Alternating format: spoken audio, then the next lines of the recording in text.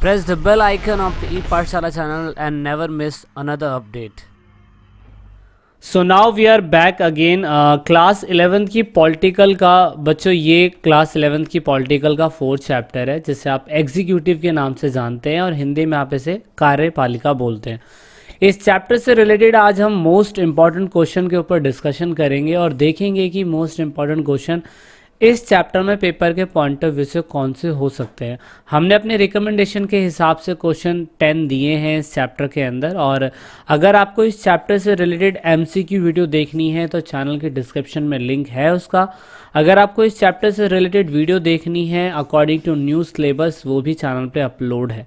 तो आइए स्टार्ट करते हैं बिना टाइम वेस्ट करे। तो सबसे पहला क्वेश्चन कार्यपालिका का है, क्योंकि कार्यपालिका पूरी तरीके से काउंसिल ऑफ मिनिस्टर पे डिपेंड होती है। और काउंसिल ऑफ मिनिस्टर असल में होते क्या हैं आपको ये जानना है क्वेश्चन नंबर 1 में।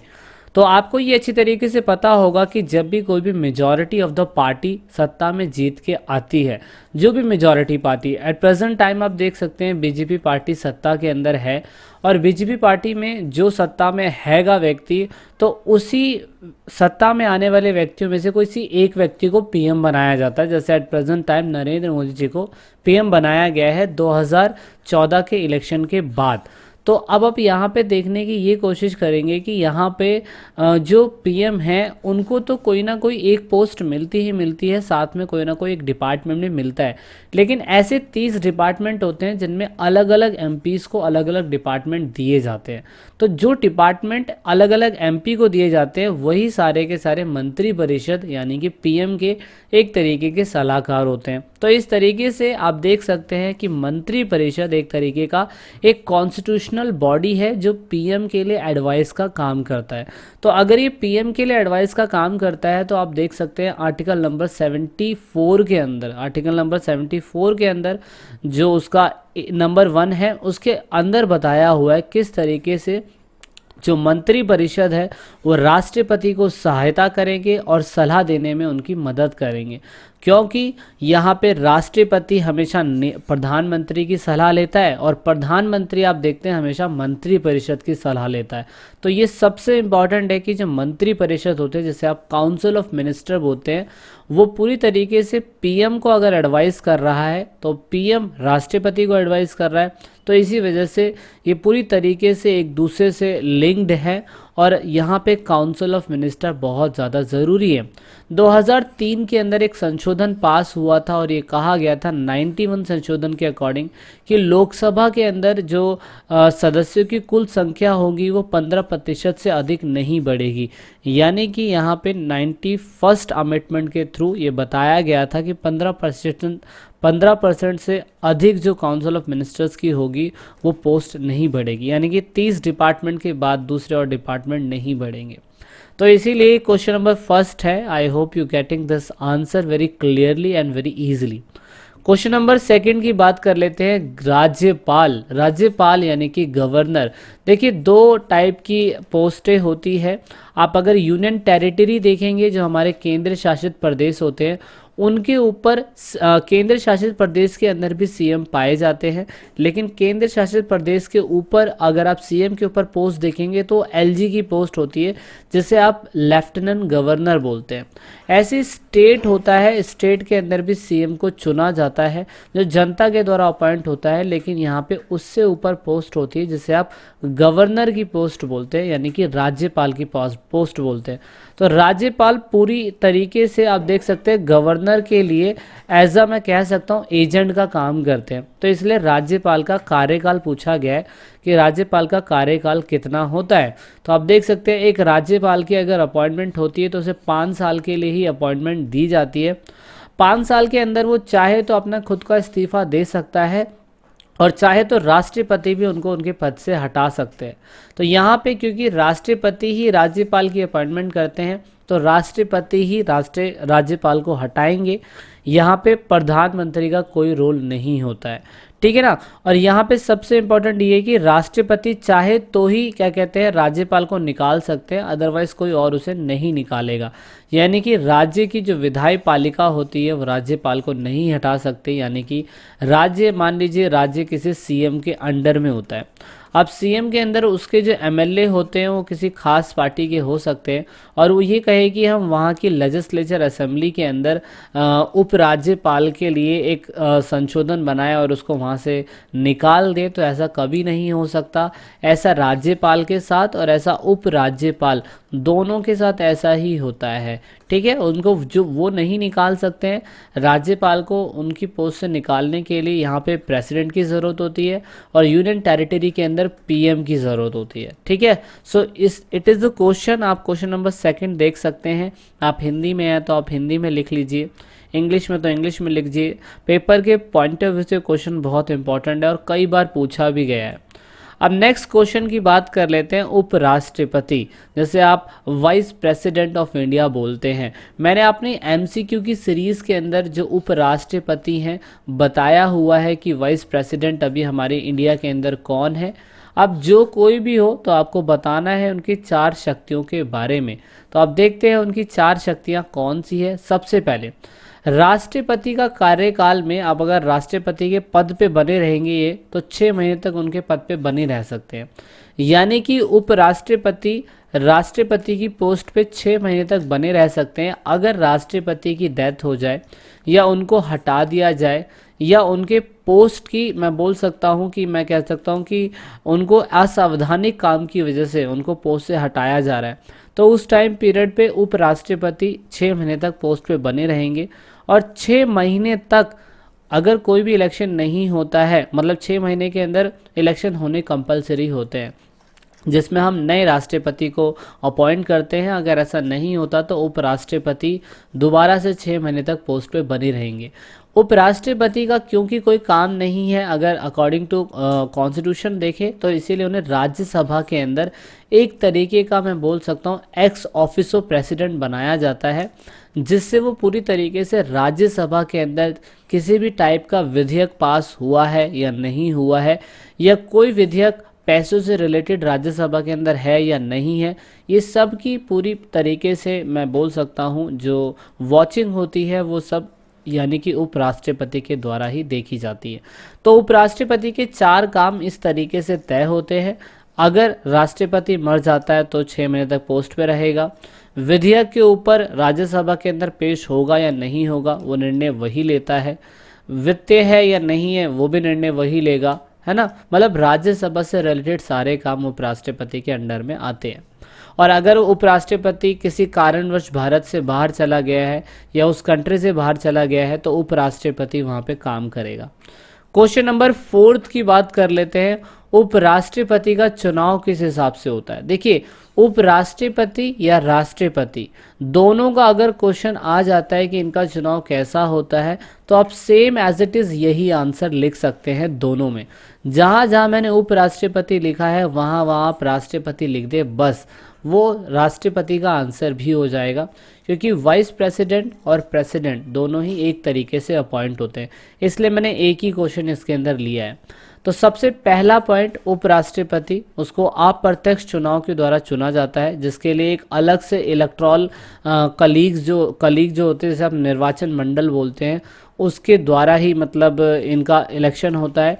इलेक्शन कमीशन इनका चुनाव नहीं करवाते हैं। सिंगल ट्रांसफर वोट सिस्टम, इसके द्वारा इनकी वोटिंग होती है। इसके बारे में हमने अपने वीडियो के अंदर काफ़ी अच्छे तरीके से एक्सप्लेन किया हुआ है। ये सिंगल ट्रांसफर वोट सिस्टम होता क्या है वो है। दूसरा, गुप्त मतदान इनमें भी होता है। और सबसे इम्पॉर्टेंट चीज़ कि यहाँ पे जो निर्वाचन की प्रक्रिया है वो एक संवैधानिक रूप से होती है। यहाँ पे उपराष्ट्रपति डायरेक्टली कभी भी नागरिकों के द्वारा नहीं चुना जाता। उपराष्ट्रपति संसद के अंदर चुने हुए व्यक्तियों के द्वारा चुना जाता है, और राष्ट्रपति के साथ भी सेम ऐसा ही होता है। तो आप देख सकते हैं ये आपके 5 पॉइंट है। अब क्वेश्चन नंबर 5 की बात कर लेते हैं।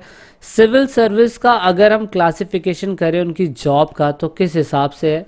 तो सिविल सर्विस में ऑल इंडियन सर्विस आती है, जिसमें आप एस बोलते हैं और आईपीएस बोलते हैं। तो आप आईएएस देख सकते हैं, ये ऑल इंडियन सिविल सर्विस के हिसाब से होता है।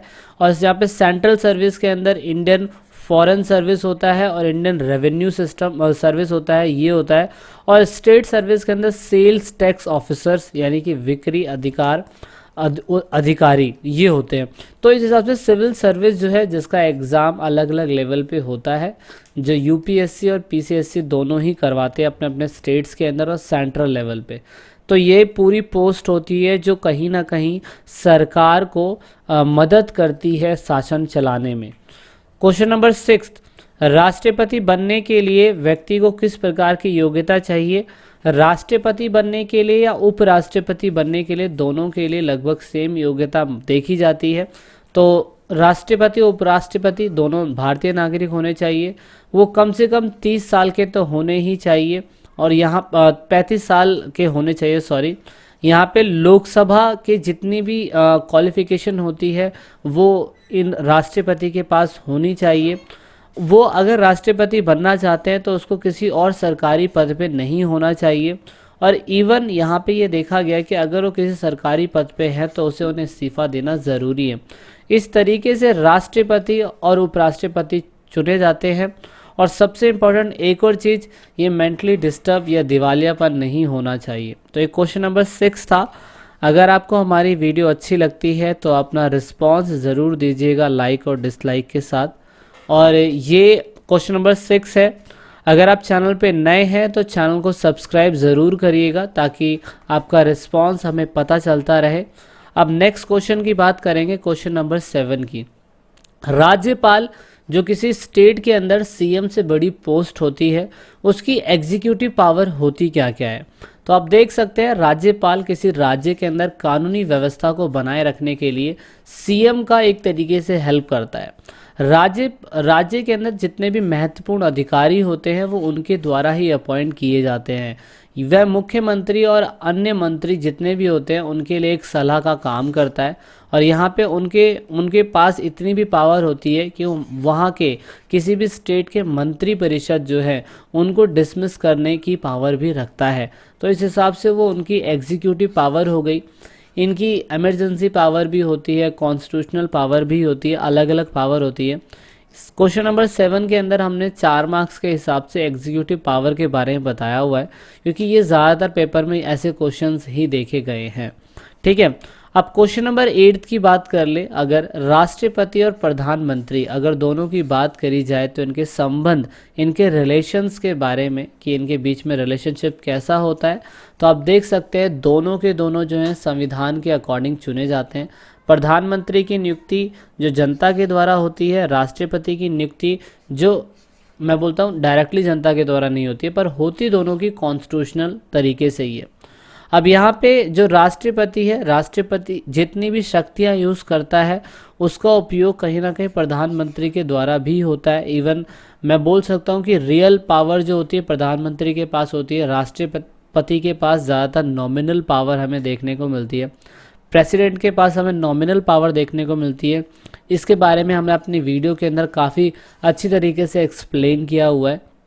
अगर राष्ट्रपति जो प्रेसिडेंट होता है वो अगर कॉन्स्टिट्यूशनल हेड होता है तो यहाँ पे प्रधानमंत्री जो होता है वो वास्तविक हेड होता है, रियल हेड होता है।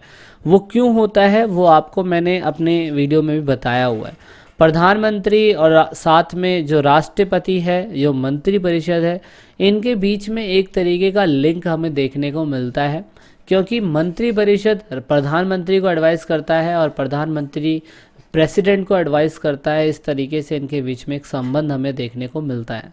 तो ये क्वेश्चन नंबर 8 था। क्वेश्चन नंबर 9 की अगर बात कर ली जाए, राष्ट्रपति जो है वो कैसे चुने जाते हैं भारत के अंदर, तो उनके लिए भी एक पृथक निर्वाचन मंडल होता है, जिसे आप सेपरेट इलेक्टोरल क्या कहते हैं कमीशन या कलीग बोलते हैं, वो होता है। संसद के दोनों सदन जो होते हैं वो राष्ट्रपति जो होते हैं उसके लिए चुनाव देते हैं। इवन राज्य के अंदर जो विधानसभाएं होती है उसके अंदर भी आप देख सकते हैं कि विधानसभा इनको पूरी तरीके से वोट करते हैं। इवन यूनियन टेरिटरी जैसे दिल्ली और साथ में पौंडीचेरी, ये दोनों ही यूनियन टेरिटरी है जहाँ पे सीएम की अपॉइंटमेंट होती है, उसके अंदर भी जो विधानसभाएं होती हैं वो भी प्रेसिडेंट के इलेक्शन के लिए वोट डालती हैं। तो यानी कि जितने राज्य होते हैं वो तो डालते ही डालते हैं, लेकिन यूनियन टेरिटरी भी वोट करती हैं, जैसे कि दिल्ली और पौंडीचेरी।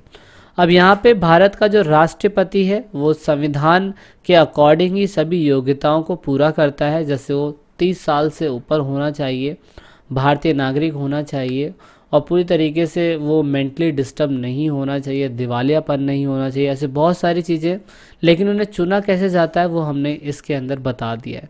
तो ये क्वेश्चन नंबर 9 था। क्वेश्चन नंबर अब 8 की बात कर ली जाए तो मंत्री परिषद जो काउंसिल ऑफ मिनिस्टर्स होते हैं उनका भी क्लासिफिकेशन किया जाता है।